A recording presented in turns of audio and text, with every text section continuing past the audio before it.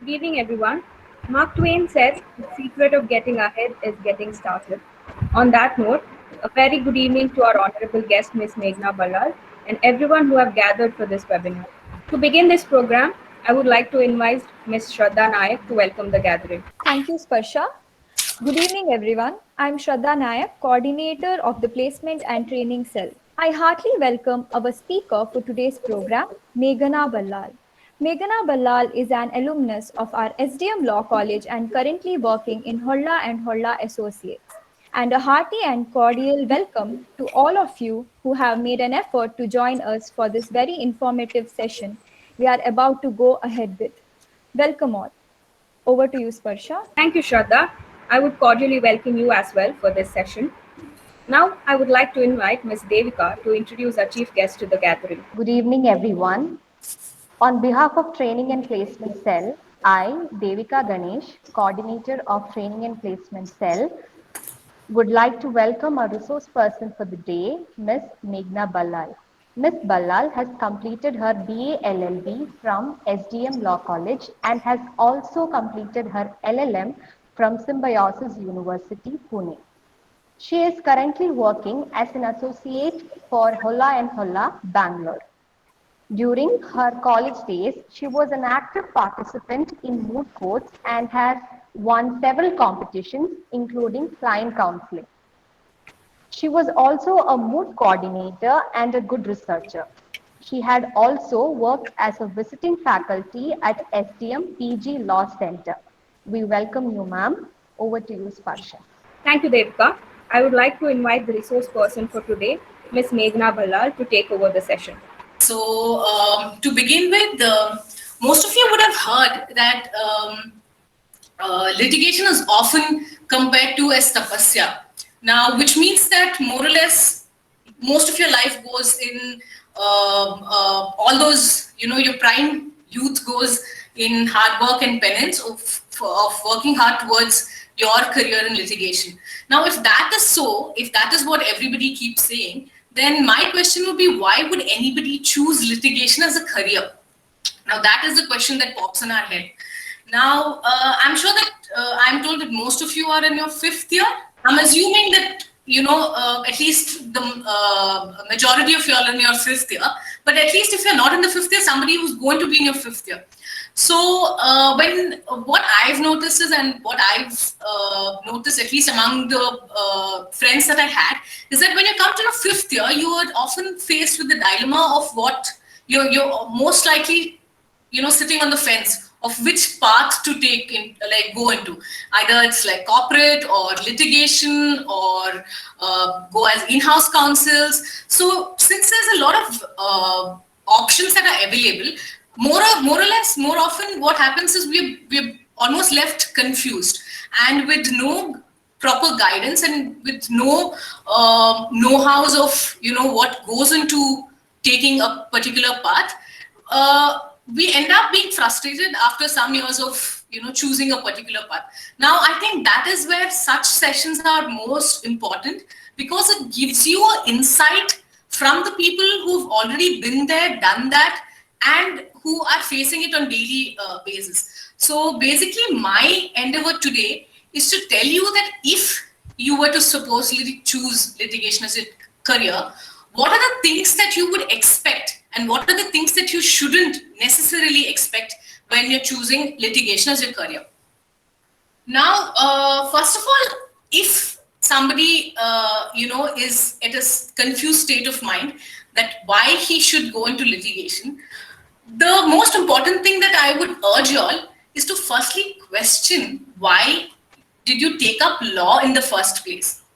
I think if you have an answer to that, that is your answer to everything else. Because if you are sure of why you took up law, that will give you probably a roadmap to which direction that you would want to go into.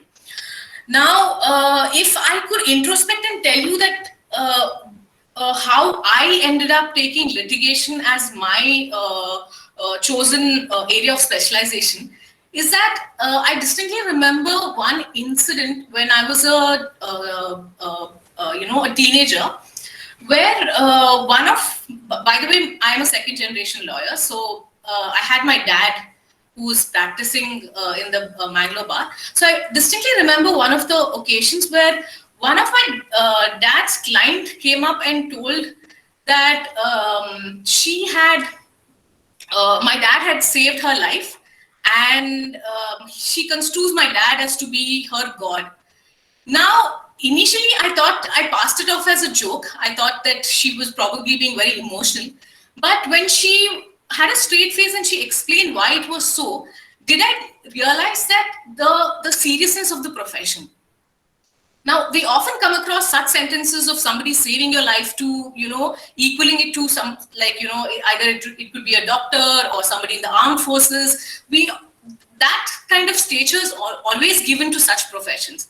But when a lady here came and told me that, this was a state of affairs, I thought that there must be something in this profession that somebody here feels that, her life has been saved. That is something that stuck with me for a very long time. And that's when I thought that I should give it a go. So for me, joining the profession was for sure satisfaction of the impact that it has on other people's life. Now, if I have to tell you, your work today in the court will impact if somebody is going to have a roof over his top over his head for the rest of his life. Now, if you get an injunction order or a stay in your favor, you know for sure that your client is going to have a roof over his head. Now, if you get an acquittal order, your client is going to spend his time with his family and not in jail. More often, what we've seen is litigation has often been a catalyst for change of the societal norms. Now, be it from the abolition of sati to the very monumental difference that decriminalization of Section 377 made in millions of lives. Now, or even of, very recent of lifting the stigma of menstruating women entering the temple. Now, if not for people who thought that there was something in the society that needed to be changed, if not for those lawyers who went up to the court and argued it in the favor, and if not for the judges who were so advanced in their thinking, that the society would have been a very closed society without any sort of a change. And the way to live is to go ahead with change. And being as a litigating lawyer, you get to be part of that process. I think that is the beauty of being a litigating lawyer. Now, if I tell you, now that I've told you that why I wanted to be and what it takes to be, I would say that there is no other thrilling profession like that of this profession. Although if I have to tell you that I shouldn't keep you in the dark, I should give you a very honest picture of what it is to, have a litigating career. Now, there are a lot of pros and cons. First, let me start with the cons, because I can go on and on with the pros. So if I have to tell you about the cons, money in this profession is a very distant dream, at least for the first 10 years. Now, if you are thinking of joining the profession with an intention of making money, I think your place is not at litigation. If you don't have the patience to wait, I think you should choose something else, because here, the more you wait and your hard work will give you that edge of earning more money at a later stage of your career. That is how it is placed. If you have the ability to withstand till then, I think there is nothing like it, because trust me, it only gets better after every year. So that is one thing with litigation. Another thing is your time as a litigating lawyer is very unevenly distributed. Now, basically, your daily routine would be morning. You would go to the office, and then you would end up going to the court. For trial courts, it's 11, and for high court, it's 10:30. So you spend your entire day, most of your day in the court. Like courts would function up to say 5:30. So till 5:30, you're in the court, and later you come back to office and then start preparing for the briefs which are coming up the next day. So basically, you are wasting your most of your time of the day in the court for sometimes for a case which is not likely to reach. At least in the high courts, you can't even predict if something is going to reach, but you end up waiting. So sometimes this people consider as a waste of time, and this is a major put off for some people. Another thing that is construed as a con is that you have to be hands on everything. Now, it's not like a doctor's profession where the doctor does the surgery and then there's a nurse who will suture up and things like that. Here, you as a litigating lawyer, at least in the beginning, you are the one who drafts, you are the one who does the stitching, who's going to file, who's going to argue in the court, so you are one person who will be doing the entire work. So that's sort of a lot of responsibility on your head. Now, sometimes this is construed for people, a drawback. Another thing is that, trust me, litigation is a very unforgiving profession. So you think that people will forget, but the bar and the bench will remember for what you have done and what you say in the profession. Often at times, it's a very discouraging profession, at least for the beginners, because the atmosphere as such is very competitive. So if I could narrate one incident, I practiced for almost 2 years at the Mangalore bar, and then I went on to practice in Bangalore. So my first year when I went to Bangalore, there was a case. This was I was on. This is a criminal trial, and I had to go to the magistrate court in Bangalore, which was a very new experience for me. Although I had done a lot of trial work in Mangalore, but it was a different city, and sometimes the procedures, usually the day-to-day procedures, are different in different courts. So I remember there was a major cross-examination that had come across, and I had to cross. It was a hit and run case, so I had to cross-examine an IO, that's the investigation officer. So I had prepared my set of questions to cross-examine, and the IO was called, and I finished my cross-examination, and I believe that whatever answers that I expected from the IO was something that I got. All the answers were favorable to me. But after the cross-examination, and once the judge rose and he went inside his chamber, there were a battery of lawyers who formed a huddle, and they came charging at me saying that what kind of cross-examination did you do, and this is not the way you do your cross-examination. Why couldn't you call a senior? You can still call a senior, and you can fix the damage that you have done. Various things of accusations were hurled at me. I, for a moment, was very shaken up. There were not only men, there were women who said that because of you, your client is going to suffer, he's going to jail, and things like that. I was taken aback, thinking that instead of, when there's a young junior, instead of supporting somebody, there were people saying all sorts of discouraging accusations. But I kept my cool, and I thought to myself that I have prepared my brief well, and I got the answers that I thought that I needed, and I should have little faith in myself, and let's see what happens. And I told all those lawyers that whatever is the case, I will take the risk, and I will defend till the hilt. So I conducted that case, and thankfully the accused was acquitted from the crime.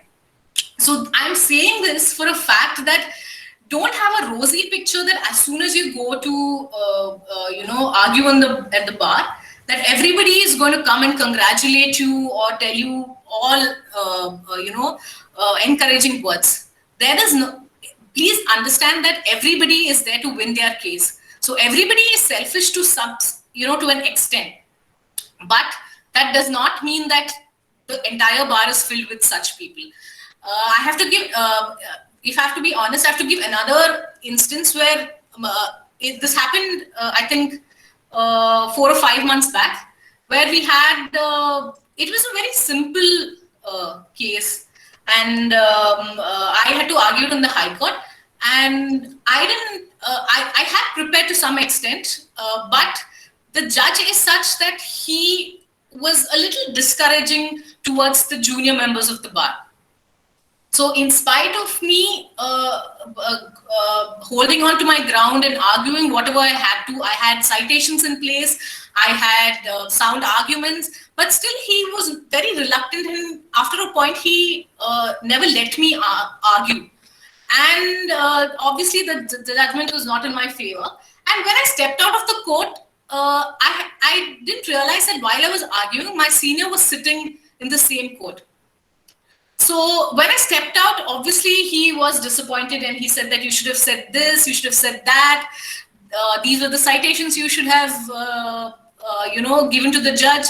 And I showed him that my preparation was at point. I had all the citations that, he had also come up with, and I told whatever had to be told. But I was not able to get a favorable order.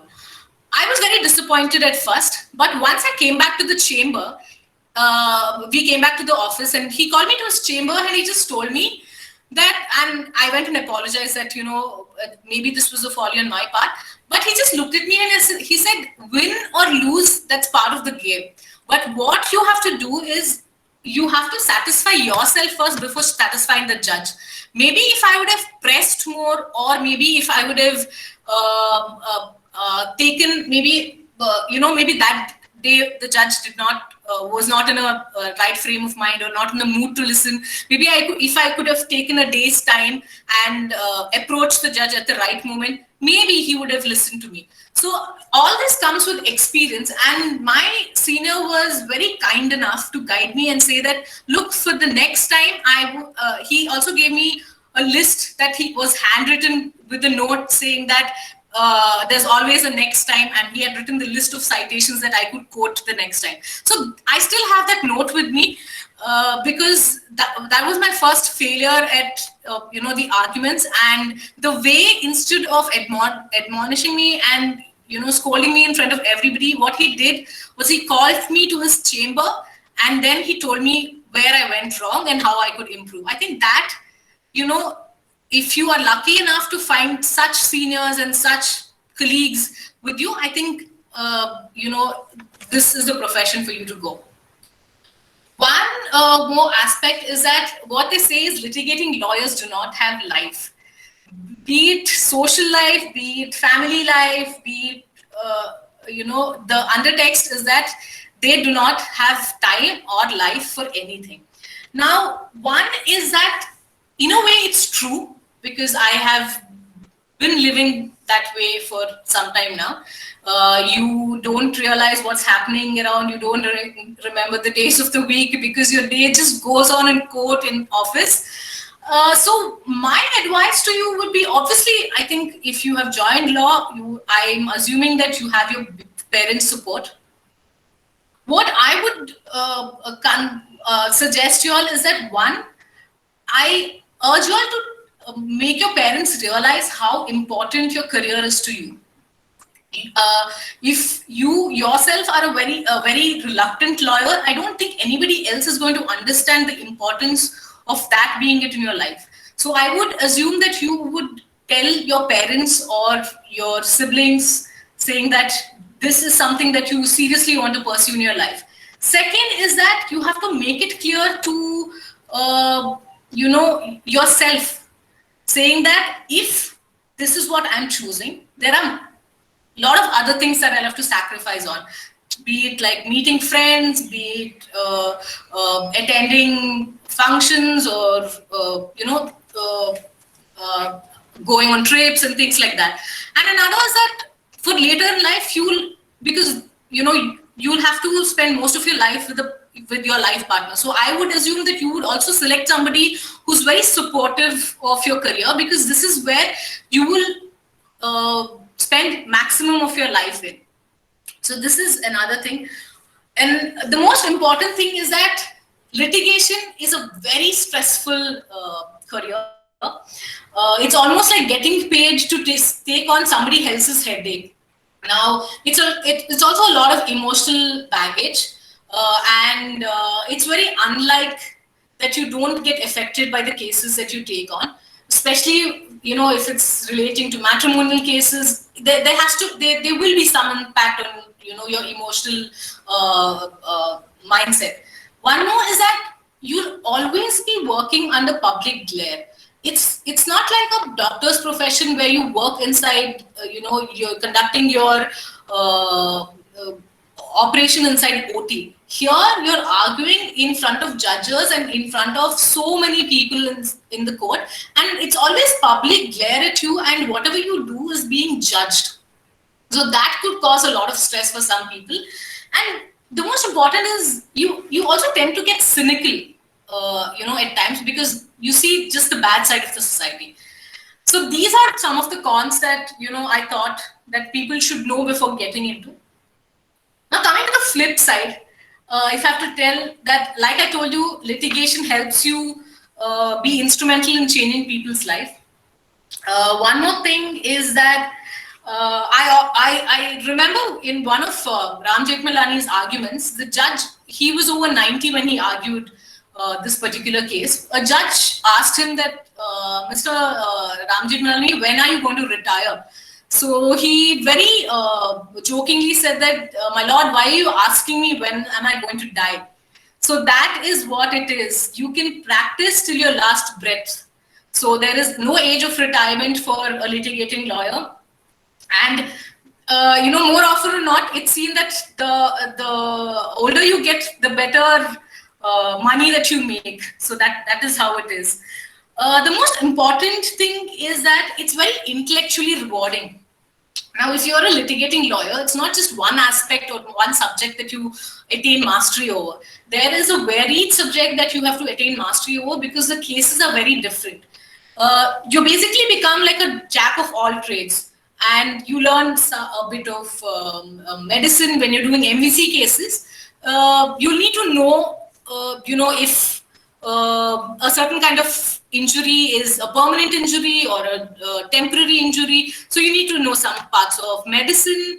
I remember my senior, he had to do cases on one of the cases. If you remember, there was a Mangalore air crash. So he was representing one of the air crash victims.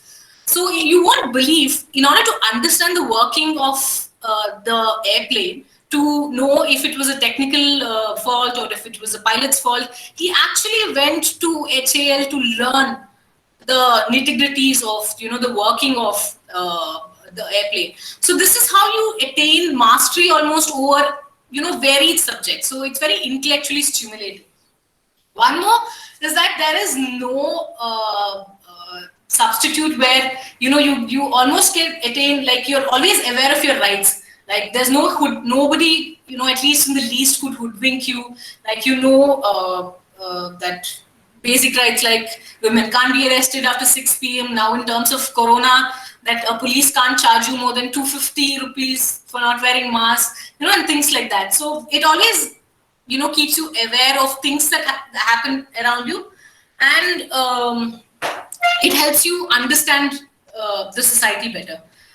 One of the most important things that I thought that litigation helped me is that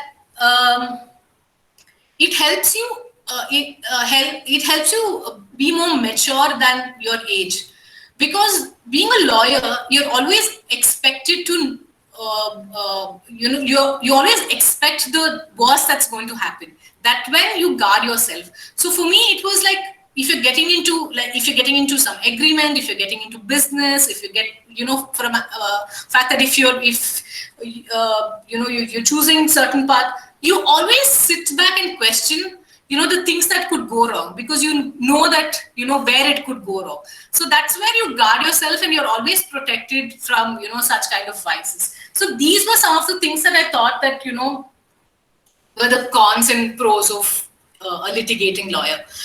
Now, once that you have made your decision of going into litigation, Now, there's one thought that always clouds our mind, which also did for me at one point of time, is that is it desirable to practice in the lower court first and then go to the high court, like the appellate court? Like most of you, I believe that, even I did most of my internships in high courts and the Supreme Court. I never went to the district court when during my college days, for which I remember my father always used to ridicule me, saying that hittila gida maddalla, saying that you always consider what you don't have to be better. That is why I always went, like, sought after internships in high court or Supreme courts. But only did I realize that what a blunder that I had done by not visiting the district courts once I started practice. Now, if you remember, even like I think last year or the year before that, when Bopte was as Chief Justice, there were a lot of rumors that were going on that there would be an amendment in the Advocates Act, and they would make 2 years compulsory of trial practice before you go into high court practice. But nothing has been materialized though. But I am a strong advocate of such school of thought, because after joining the bar, I realized how important it is to have a trial knowledge. So I did my trial practice almost for 2 years. During this period, I conducted, I was aware of at least basics of trial, how to the chief examination cross, and the basic procedures, how to build a case, how to mold a relief. Because when you're a trial advocate, the first thing that happens is a client just comes to you with a set of facts. Facts is nothing but a story. Now, a trial court advocate is the one who frames this story and makes it, puts it into the bracket of law and tries to get him a relief. Now, having said that, now trial court practice is not a must. There are always examples of how people have done extremely well even without trial practice. For example, I did my internship with Salve, and he's one of the most remarkable examples that you can have. That he never practiced in the trial court. He directly started practicing in the first in the Bombay bar, and then in the Supreme Court. So don't be disheartened when I say that trial practice is desirable, but I would suggest that trial practice will definitely help you. One, if I could give you an example, the freedom to explore a set of facts is with a trial lawyer. Once it goes on appeal, the appellate court lawyer only has the freedom to work under the set of facts and the law that the trial court lawyer has built. So your freedom is very restricted as a appellate lawyer. So that is why there's a difficulty unless you know what are the mistakes that will go wrong at the lower level. I don't think that you'll be sound enough to correct those mistakes at the appellate level. If you have a hand at knowing that what are the mistakes that would go at the trial level, then I think at the appellate level you're well appreciated and are well informed of how to correct it. So that is how it is. And another thing is that one most important factor that I realized that being a trial lawyer helps is that if you go to the high court and start doing your independent practice, the high court jurisdiction is basically of two. One is that it's original jurisdiction. Second is the appellate jurisdiction. So original jurisdiction, obviously, that's where you file your cases in the high court directly. Most of the cases are, it goes on the appellate jurisdiction, where it goes on appeal from, say, the trial court to the high court. Now, if you are an independent lawyer, trust me, on the original side, when you move to the high court, there is no client who's going to entrust his case to you because you're too new to the profession. So what happens is the groundwork that you would have done in the trial court, the colleagues here, the members of the bar would have seen the good work that you'd have done, and they, when you in turn go to the high court, will often refer briefs to you. That's how people build their cases and practice in the high courts of the briefs that are sent from below. So that is why a trial practice is always helpful to attain, the clientele. So that is another aspect. Now that I think fairly covered of what are the things that you expect and things like that. I would go into what are the areas of litigation that you often come across. I don't want to get into the intricacies of it. I just want to give you a bird's eye view of, what are the very prominent areas of practice that we come across in our daily practices. One is obviously the main two branches are the civil practice and the criminal practice. Now, civil practice is more or less the hodgepodge of it's basically a hodgepodge. It's a mix of everything under the sun. It's basically your knowledge of mainly your knowledge of civil procedure code. It's your evidence act, your contract, your TP, your specific relief act, your rules of evidence. It's basically a mix of everything. All the laws put in one I would say is like a civil practice. Now, civil practice is not only in the very recent time not only restricted to the court practices. Now, civil practices you often see in tribunals, in basically like land tribunals, your ACDC courts. So, if you are thinking of going to civil practice, you have not just the court that you would go into. There are very other forums that you would also want to like venture into. So my advice to you is, if you are thinking of civil practice, please don't restrict yourself to court, because knowing and attending all the other forums not only gives you the confidence and helps you get contacts, but it is an added advantage, because if you see, if there's one case in the forum, there'll be a related case that you could handle in the civil court. So that's how you add to your cases. So that is one important thing. Now, if you come to the criminal practices, now I always thought that a criminal law is a very funny side of law, because it's a law which basically tells you nothing but common sense. I mean, why do you want a law to tell you that you're not supposed to kill somebody? So basically, criminal practice is nothing but common sense codified. So if you are practicing in the criminal side, which is less of procedures, I believe, it's more of your mastery over facts, your common sense, your ability to think on your feet, and basically, and also obviously you need to have like at least a basic knowledge of law. Now, if you remember, I'm sure that you're very well adept with the happenings that are happenings around you.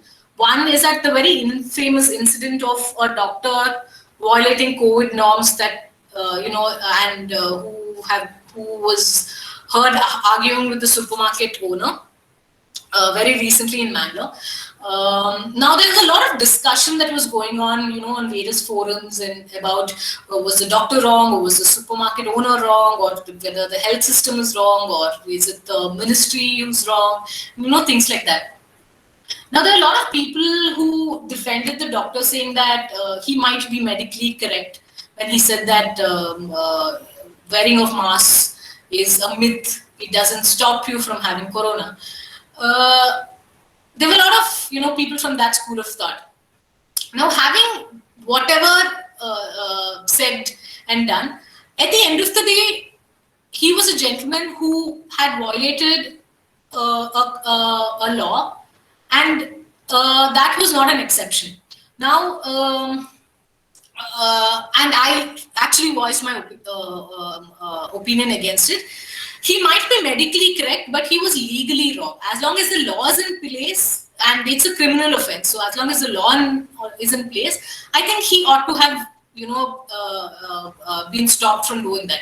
So, if you have a fair knowledge of what is happening around you, even like a small violation can trigger and can be a surplus for your career. Now, criminal law, basically you will have to have mastery over CRPC, IPC, and a part of quasi-criminal is your Negotiable Instruments Act, which most of the time I think you will have to handle as at least a trial court practitioner, because that is one of the most common check bounce cases and things like that.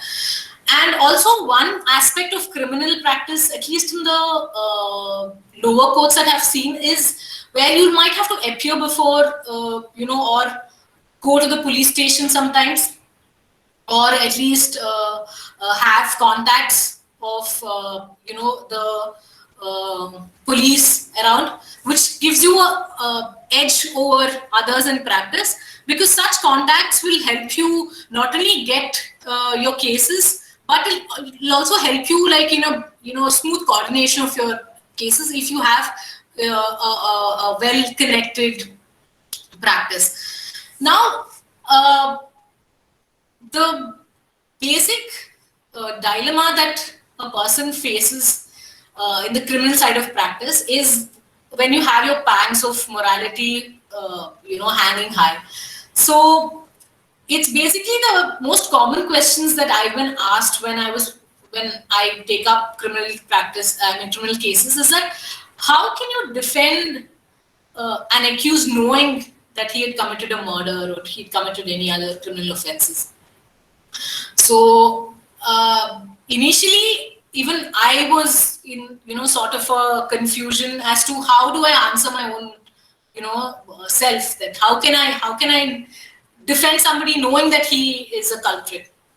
Now, after a point of time, if you think of it, your ethics is towards, as a lawyer, is towards your client, not towards anything else. Your ethics lies in the fact that how well you have defended your case. Now, your duty is to defend the client, not to judge if he's right or wrong. That is the duty of the judge. That you have to leave it to the judge. So you don't sit on judgments thinking that he's a murderer. How can I defend? So that I think will answer your query, because basically, if you see a trial that a criminal faces is of twofold. One, in a trial, whatever he faces of twofold. One is of a legal guilt and one is of a factual guilt. Legal guilt is what has been, what he faces at a trial. Now there's something called as a factual guilt, where a person himself knows that he has committed certain crime. So at least I surrender my, satisfaction in the fact that a bigger trial awaits him with his conscience. So, that is where he faces his real trial. So that is not, my duty to look after that. So my duty for the court is only to defend a client. So that is where my morality lies. Now, the other famous or aspects of law or practices is obviously the corporate, which is the most rewarding of all the practices. Because you get to defend the big wigs of the society. So corporate practice, there could be general corporate practice, where basically you're offering advices for a beginning of a company, for its incorporation, for its drafting modification of its MOA, and things like that.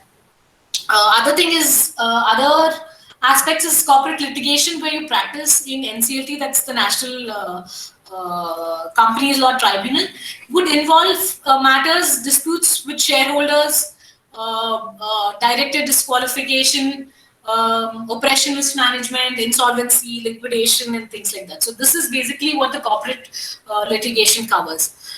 Another emerging field of litigation is the arbitration litigation, where if you remember, this issue came into forefront very recently in a very big way, where there was a dispute between Amazon, Flipkart, and the Future Group, where the Future Group entities were prevented by Amazon from proceeding with the 24,700 crores deal with Reliance, a deal to monetize their retail business. Now, this was stopped by Amazon by a sheer emergency order from an arbitrator.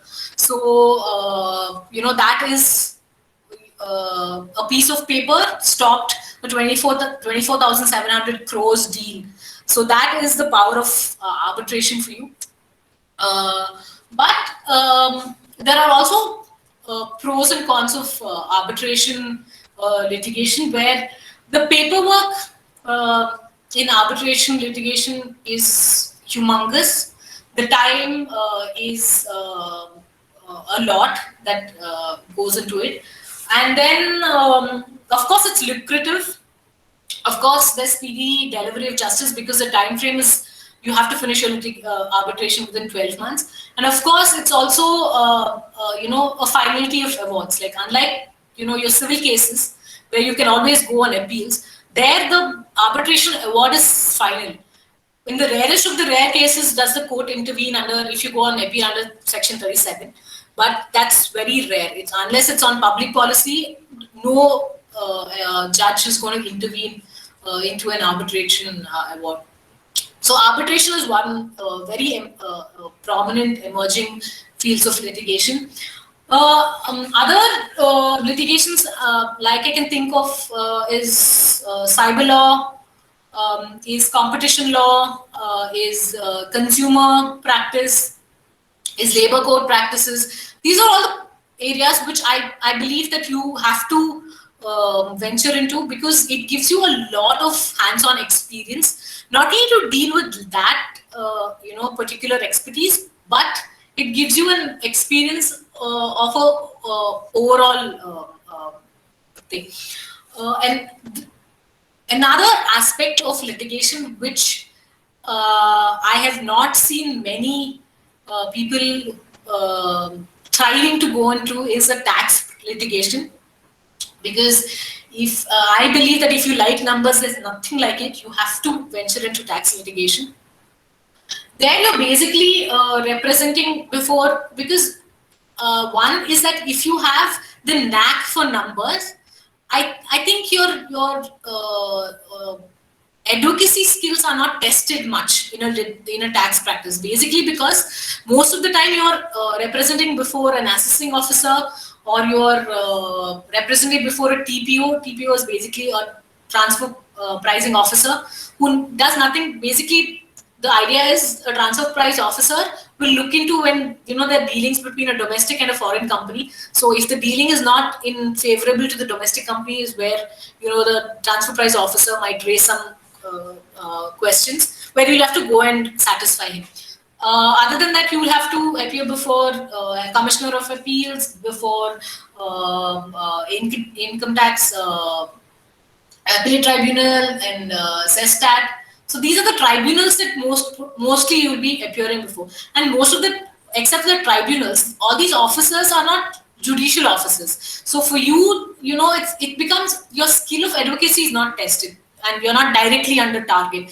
And basically, you'll be dealing with facts more than the legal aspect of it. Sometimes the cases are as simple as say your client did not get an opportunity to answer the show cause notice that was given to him, or maybe if you are going into a customs matter, then probably he didn't get to explain a certain kind of manufacturer that he was, and things like that. So tax practice in that sense is very easy, but the difficulty is that it's very tedious if you get into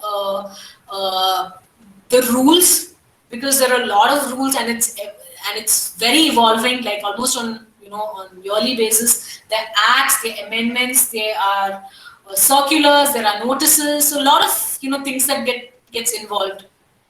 But it is lucrative. It is a definite clientele base, because you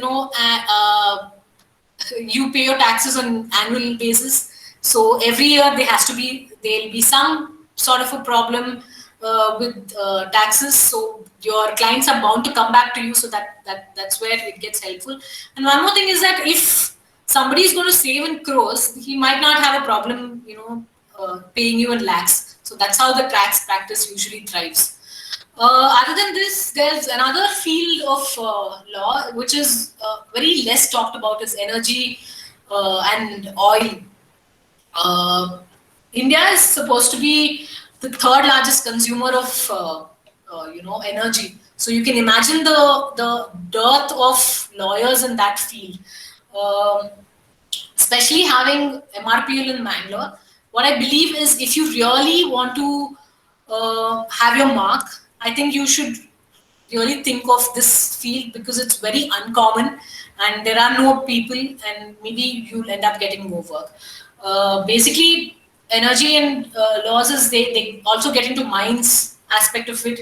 They are into oil fields and with the regulator that's Petroleum and Natural Gas Regulatory Board. You'll basically have to get into practices of how a transportation of energy takes place, the sale of petroleum, its pricing, its petrol and natural gas, their licenses and things like that. So this is what basically goes into it. One more aspect is electricity law. Now, if you see in times of Corona, there was a lockdown, so not much, these hotels and industries were open. So if you see, there are a lot of hue and cry of these hoteliers where they say that there has to be a rebate on tariff in electricity because it's hardly used because hoteliers have everybody has a set of minimum tariff that has to be paid. So they've asked for, there are a lot of hue and cry and they've asked for rebates, which the government has not considered. So probably you as lawyers could be able to represent them because if I remember, Delhi, Maharashtra and Kerala has gone ahead and asked them to pay only on consumption and not on the minimum threshold. But it's only Karnataka who's not, come up with any sort of a rebate for hoteliers. So basically, maybe you could get into that. Another very, very interesting area of litigation is media litigation. It always comes into play whenever you have some, mega movie that is going to release. Like you remember how there was a lot of protests during the release of Bajirao Mastani, where the Marathas thought that Peshwa Bajirao was shown in a bad light. So there's always protests. There's always asking for stays of non-releasing of the films. So basically, media law litigation helps in that. It comes into picture that where you come up with the production agreements, broadcasting contracts, film rights, copyrights, trademarks. Of course, it sort of overlaps with the TP, area of practice, which is also a very, important aspect of litigation.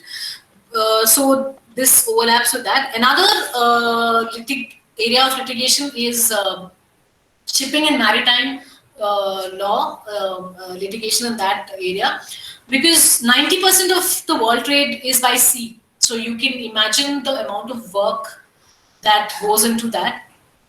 I think this you felt a pinch recently when there was a container that got stranded for almost 6 days in Swiss Canal. So I believe that the owners of the container, which is a Japanese company, has plans of suing the operators, which is a UK company. So this, your shipping and maritime law is where your practice is. Basically, it's dealing with contracts of carriage. It's dealing with disputes between the owners and the operators. It's marine insurance and marine pollution, things like that.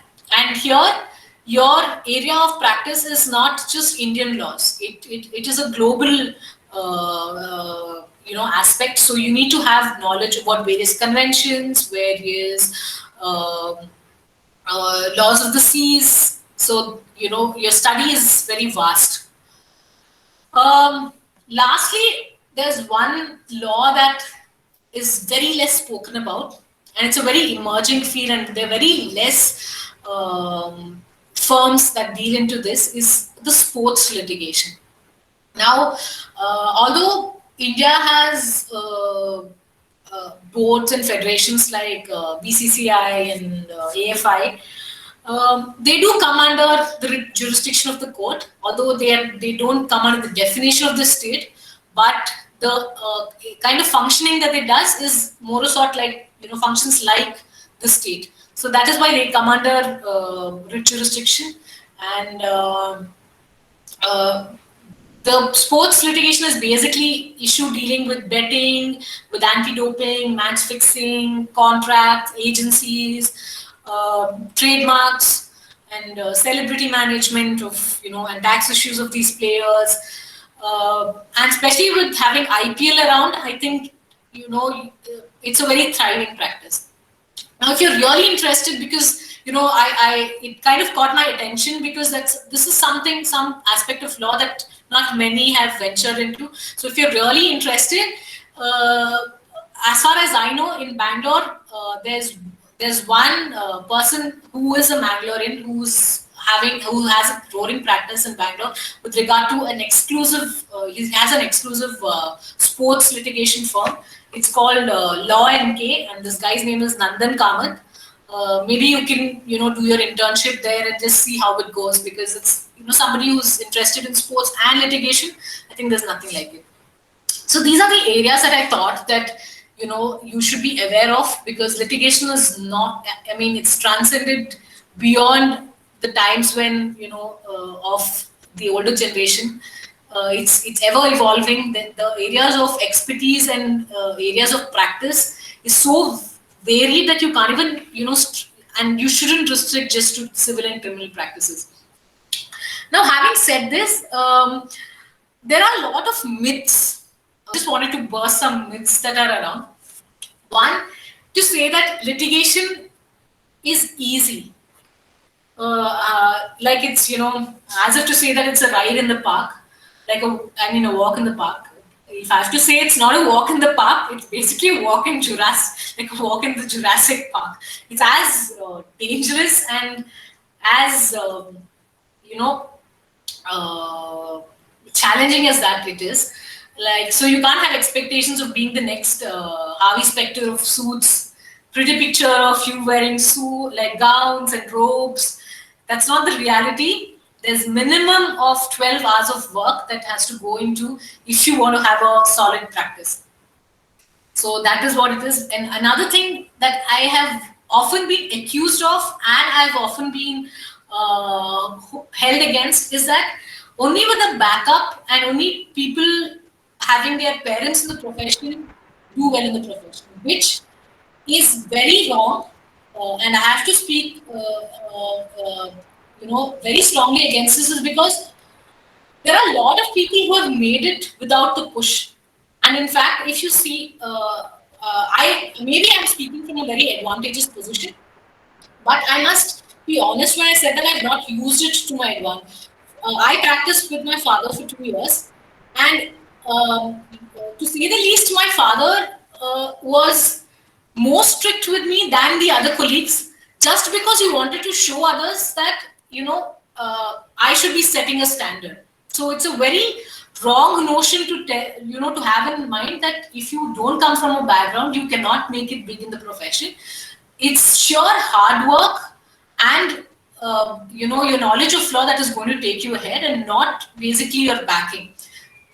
So that is how it is. And I also remember my senior, although he also comes from, I think he's probably the third or fourth generation lawyer, but he started his practicing with his father. And I believe what his father used to do is, any client who walks in, his father used to conveniently say that don't go to him, because he's a junior in the profession. He doesn't know anything about law. So directly come to me. So imagine a father doing that to his son, but still you see what it is and where Mr. Uday Holla is. So that is how it is. It only takes your determination to take you forward. Another thing is that taking a break, they say, is like the end of your career. Basically, sometimes you have people like switching careers, like from corporate to litigation, from litigation to corporate. So people think that these breaks and sabbaticals is like an end to your career, which is not true.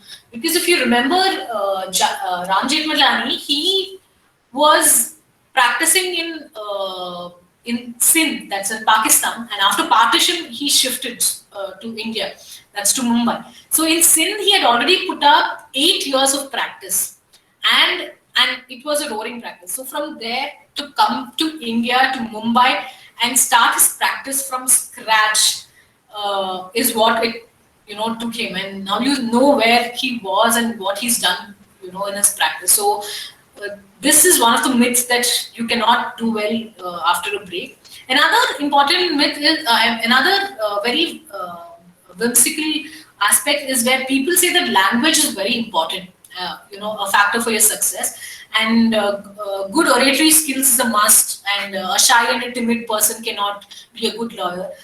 I believe that this your litigation and your practice basically has nothing to do with this. If you remember Nani Palkiwala, who's like he's called the Doyen of Indian Bar, one of the greatest lawyers that India has come across. Basically, he's somebody who came up with the basic structure doctrine, who argued the Keshav and Baki case. He had a stammering problem. Can you imagine a lawyer who was considered the best in the country had a stammering problem? So you can imagine how big a myth about oratory is. Of course, I'm not negating the fact that a good command over language is not going to help you. It is going to help you. Also, a good command over regional language is going to help you. Most of it in trial court, even in the high courts, I've seen that there are a lot of people who struggle to even read a basic, two-line, two lines of Kannada, which is sort of a drawback. So I believe that fair knowledge of both the languages, English as well as Kannada, is going to help you. And another important thing is that it's always, I don't know why it's believed that an argumentative lawyer is going to win. Because hollering in court, I don't think is going to ensure a favorable order. So your humility and your soft-spoken nature is often considered as your asset. So if you see one of the most erudite lawyer and the most successful lawyer, at least when I was practicing, and the most knowledgeable was considered was Mr. Shankar Bhatt. Now, if you've noticed or if you've heard him speak, he's the most soft-spoken person you can come across. So I don't think that it is true that only person who knows how to speak in a loud voice is going to win in the court. So this is something that I should keep in mind. So other than this, I just want to tell you that like I told you, there's no substitute for hard work. Talent is important, but I think I strongly believe that it's hard work that is going to take you forward. If you think that there is some area of your strengths that you lack, I think you have to make it up by putting in more hours of efforts. I believe Nani Palkiwala, who knew that he had a stammering problem, and he thought that it's going to be one of his, crutch when he practices. He used to practice. He used to, say his arguments loudly, and he used to work 2 hours extra of what a normal lawyer would do. So that is how you make it up for your drawbacks. So this is basically what I have wanted to tell you. I want to welcome all of you all, and I'm talking maybe from a very biased perspective that my heart is always into litigation and it always will be. So I wish that all of you all join the bar, and I want to not talk to you the next time over the screen, but I want to share a cup of coffee with you probably in the High Court or maybe the trial court when I visit as my colleagues. So that is my aspiration. With this, I would like to conclude, and I hope to see all of you all at the bar. So I'm open to questions if anybody has anything. I had a question actually. Is it recommended to start with some other city while we start as an intern, or is it better to go with someone from our own city itself? Myself, Vaibhav, sorry. Okay. Hi, Vaibhav. See, yeah, what I would suggest is that since you are placed in Bangalore now because you are studying in STM, what I would say is during your college hours, do visit, the courts in Bangalore. And probably it's only during the summer vacations that you could go out. One is that I would strongly suggest that you do like your internships outside, because otherwise you're just, you might be extremely well here, like you're just a big fish in the small pond. And trust me, it's only when you go out that you realize that, there are people who, how high the standard is, and what it takes to, because people, I think your fear is that, how people of small towns make it like to the big towns, like compete with the big town people. But it's only fair that you also go there and experience it, and then know what the difference is. I think being a good lawyer is also having an overall experience. So I would recommend you that at least during a summer vacations, please go to other cities, because sometimes the practices are different. You get to see a lot of other lawyers. So it's a very you know advantageous experience. Thank you. Nivedita, okay. Nivedita has asked me about to tell more about cyber law. The most basic thing that you should know is where the cyber police station is in your city. So do you? I'm assuming that you know where the cyber police station is in Mangalore. That's in Urva. So if somebody comes to you with a query, so you'll at least have to be in a position to guide them to the the correct police station. So cyber practice is one thing where you deal with say these frauds, and any sort of crimes that takes place on a digital platform. This is very important because in times where the penetrators hiding behind the screen, where you don't even know where the virus started from, where you don't even know basically who's watching you or who is stealing your credit card details. So this comes into a very prominent place where a cyber expert is called into. Now, if you have to see this, the range of cyber practice in the country, it's there are very few cyber experts as lawyers. One I can remember offhand is, I think, Mr. Pavan Duggal. I have heard a lot of his. If you can go on YouTube and learn about his webinars, his talks. So he's written a lot of books. So he's one of the authority that is considered in India regarding cyber laws. Yes, of course, there's scope to it, because I think there has never been like more scope than it is, because all we're doing is all our transactions are digital transactions, and lot of crime that is taking place is that every day in paper you keep hearing about how somebody is duped of some money, how somebody had you get a message where it says that you won some lottery and you are into you're duped of some amount of money. So of course there's scope in this, but what I'm trying to say is your leads for cyber litigation is a little less in comparison to the other fields of law, because there are very few people and are very few firms who have actually established their practice in this. So if you're really interested, I would suggest that maybe cyber practices in smaller cities is a little less. I would, maybe ask you to like tap your opportunities probably in places like Bangalore or Mumbai or Delhi. So, places like that. Another question by Rohit, which says that, hello ma'am, what is the scope and requirement for practicing abroad?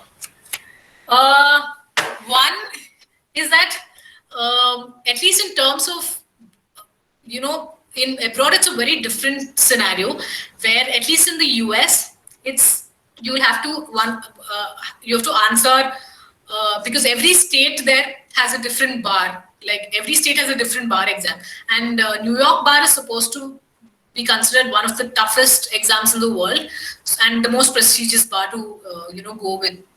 So there, the practice is entirely different. Your preparation is entirely different. Although you come from a very most of the countries would have been colonies of British, and we follow the British system of law. But there are certain things that are very different. So probably you'll have to study separately for their bar examinations. And even in Canada, there's a different bar, because I had a friend who recently wrote their examination, but the scope is very high. Like they say in India, because maybe of the number of lawyers, that it's not considered that seriously. But if you go abroad, the stature of lawyers and the litigation is considered to be higher. So your scope practicing abroad is very high. But if you have done your law in India, I would suggest that you aim your practice in a country which was a British colony, because our laws are somewhat similar. At least the basics will be somewhat similar, so it gets easier for you. Hello, ma'am. This is Pratiksha. Yeah. I'm in my second year of BBA LLB. Yeah. So, since it's pandemic and we aren't really getting an opportunity to intern under a lawyer, how can we still improve our knowledge about litigation process? Okay. So, see, one thing you can do is there are a lot of webinars that are conducted by lawyers. I can offhand, I think there's a webinar that is conducted almost on weekly basis by the Bangalore Bar came up with a lot of webinars. If you go on YouTube channels, you can find a lot of webinars. One. Second is that I believe that, since you're in the second year, there are a lot of these, books that I would recommend you to read, at least to know the know-hows of, great lawyers. Like one, at least what I remembered is, there's a book by Sori Sorab, which talks about Mr. Nariman. Then there's, if you're not interested in biographies of people, you could go into legal fiction. There's always John Grisham and things like that. So since you're at a very nascent stage of law, I would suggest that use pandemic to your advantage. Read books, attend webinars. It's all for free. It's all available on YouTube. Or another aspect, if you see, there are a lot of these trials, especially from in the US, there are a lot of these trials which go online. So if you can Google and check if there's any trial that is on air, maybe you can attend that to know how it is in the US. So things like that. So. Okay, ma'am. Thank you. A very warm good evening to one and all. As we express our gratitude, we must never forget that the highest appreciation is not to utter words, but to live by them. These are not my words, but said by John F. Kennedy. And on that note, I, on behalf of the entire team of the Training and the Placement Cell, would like to extend our heartfelt gratitude to Ms. Meghna Ballal, who has accepted our invitation and has taken up a very enthralling and informative session on the litigation part of the legal career. Thank you so much, ma'am, for joining us today. It's my absolute pleasure. And I would also like to thank Santosh sir for always calling us back to the college, be it sessions or at least for us to come and, meet them. So I thank Santosh sir. I thank, of course, Sarnath sir, without whose assistance this wouldn't have been possible. Thank you, Sparsha, Shraddha, Devika, and Rana for all the introduction. Thank you so much, ma'am. Thank you so much for joining us today. Thank you. Stay safe.